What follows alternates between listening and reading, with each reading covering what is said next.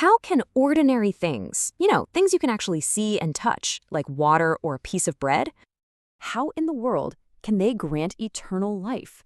Now that is one of the deepest, most fascinating questions in early Christian thought. And you know what? A truly brilliant mind in the 4th century actually set out to answer it.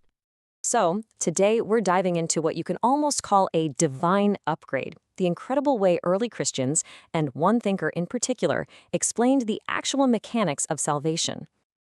We're digging into the work of Gregory of Nyssa. Now, this guy was a philosopher and a theologian, and he wasn't satisfied with just saying, oh, it's a mystery. No, he wanted to build a logical bridge using analogies from the everyday world to help people really get their heads around these huge spiritual ideas. So how did he pull it off? Well, here's our roadmap. We're going to start with the big problem he was trying to solve. Then we'll look at his amazing explanations for baptism and the Eucharist, see how they lead to a total rebirth, and finally, we'll wrap it all up with the great transformation he's talking about. All right, first things first, the fundamental challenge. How can something from our physical, temporary world have any real effect on the spiritual, eternal part of us? How do you possibly connect two completely different dimensions? Gregory's answer is all about the concept of a sacrament. The best way to think of it is like a physical gateway. It's an action in our world, an outward visible sign that opens up a channel to an inward spiritual grace. It's the bridge that connects those two worlds. Okay, so let's see this bridge in action, starting with his first major example, baptism. For Gregory, this was so much more than just a symbolic bath. We're talking about a complete reboot of the soul. In his original writings, Gregory explains that the physical act of baptism is actually a powerful reenactment of the ultimate story, death and resurrection. It's a way for a person to literally participate in that story themselves.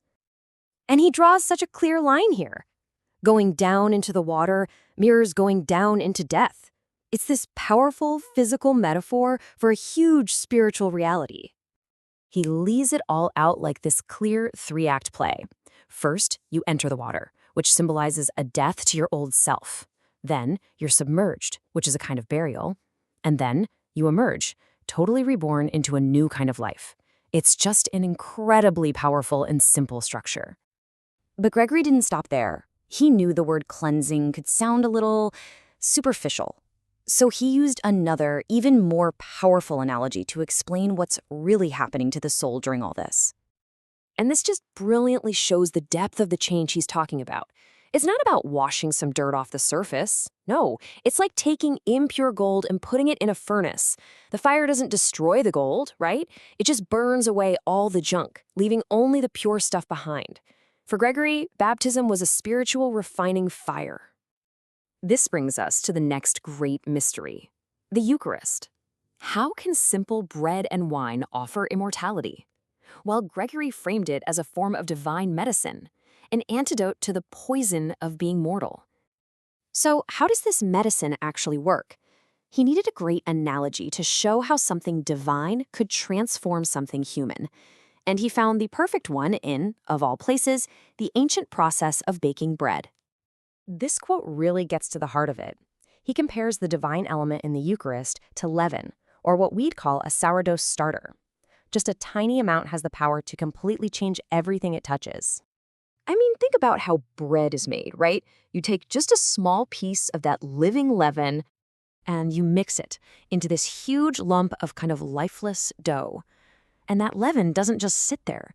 It works its way through the entire batch, changing its very nature from the inside out, making the whole thing rise and come alive.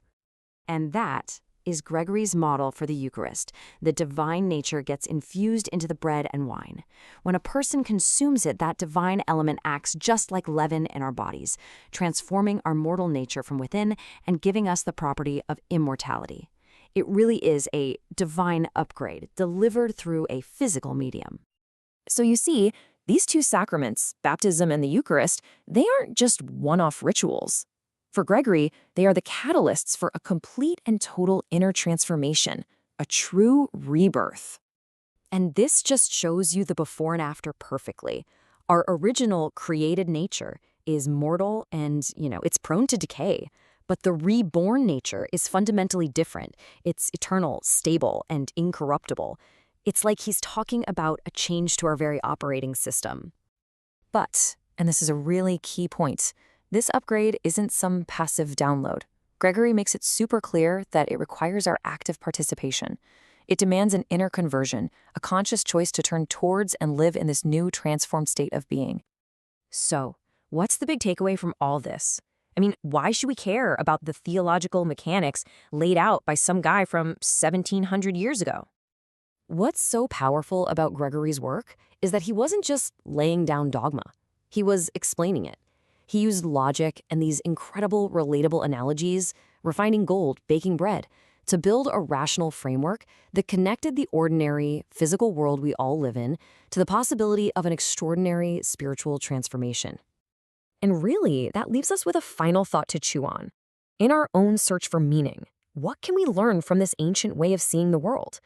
From someone who believed that the most profound truths weren't far away at all, but were actually hidden in plain sight, in the most ordinary things all around us.